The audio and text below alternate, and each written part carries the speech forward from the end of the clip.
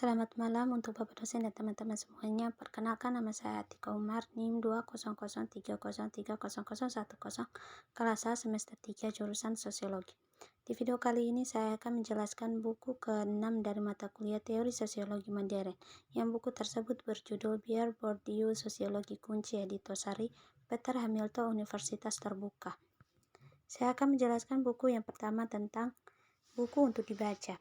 Pierre Bourdieu tanpa diragukan lagi memiliki ironi sadar merujuk pada studinya baru-baru ini tentang sistem Universitas Perancis, Homo Academicus, sebagai buku untuk pembakaran sebagai orang dalam berusaha menjauhkan diri dari deontologi dan menganalisis secara kritis sistem itu.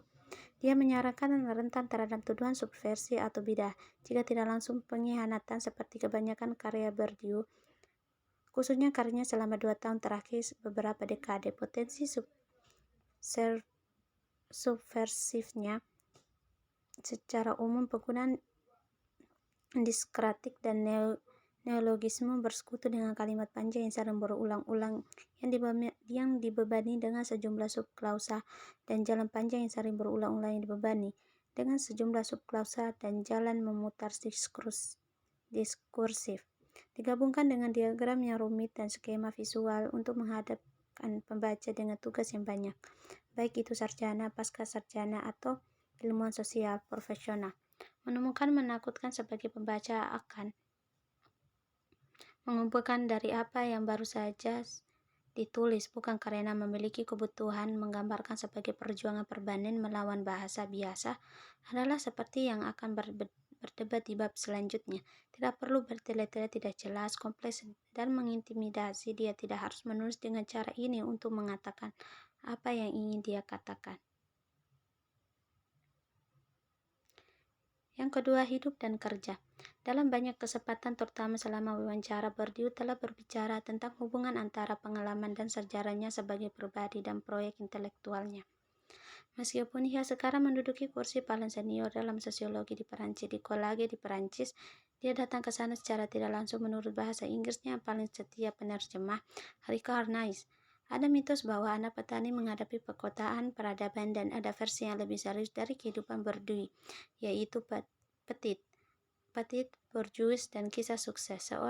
Seseorang mungkin dapat mendengar gema dari mitos romantis itu ketika Bourdieu mengatakan hal-hal seperti yang tidak punya akun untuk diselesaikan.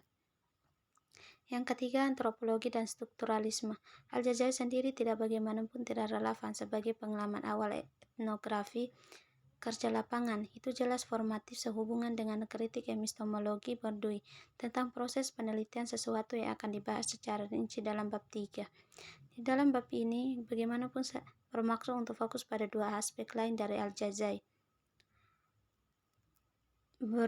Bourdieu studi yang merupakan bagian dari arus utama karya intelektualnya. Pertama, analisisnya tentang hubungan antara pengalaman modernisasi atau kata yang tidak menyenangkan tapi mungkin yang paling tepat, dan pandangan dunia yang dipegang oleh petani Aljazair dan proletar. Dan kedua, interpretasi strukturalisnya tentang budaya Kabil. Ini adalah pokok bahasan dan dua bagian pertama bab ini.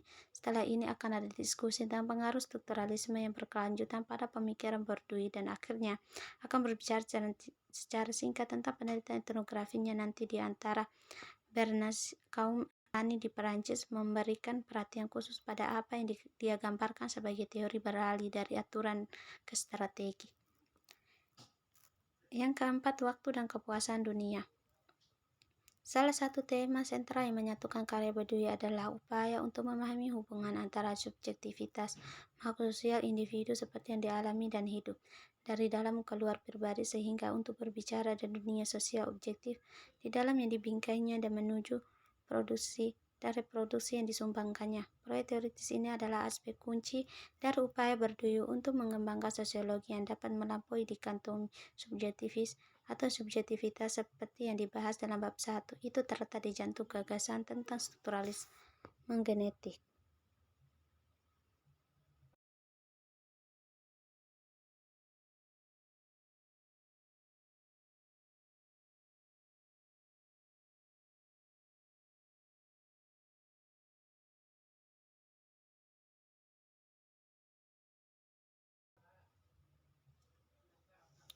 Yang kelima, strukturalisme bersifat rumah berber. Benang intelektual yang dapat berfungsi untuk menyatukan ensembel yang berbeda ini kembali ke karya ahli bahasa Swiss Saussure pada tahun-tahun awal abad ke-20. Untuk tujuan, dua aspek pekerjaan Saussure adalah penting. Pertama, perbedaan antara struktur gramatikal atau logis bahasa atau longu dan kehidupan sehari-hari, improvisasi, hiruk-pikuk pidato atau pembahasan bersyarat. Bersama dengan desakannya bahwa mantan adalah domain yang tepat untuk lokasi dan analisis makna, meletakkan landasan bagi metode strukturalis. Sifat sejati fenomena sosial sebagai relasional. Sistem makna harus dicari dalam struktur yang entah bagaimana terletak di lapangan atau di bawahnya dunia penampilan fenomenal. Kedua, ia berpendapat bahwa aspek budaya atau sosial kehidupan selain bahasa dapat juga diperlakukan sebagai sistem pendanaan makna masing-masing dengan struktur atau struktur yang sesuai untuk diungkapkan atau diuraikan.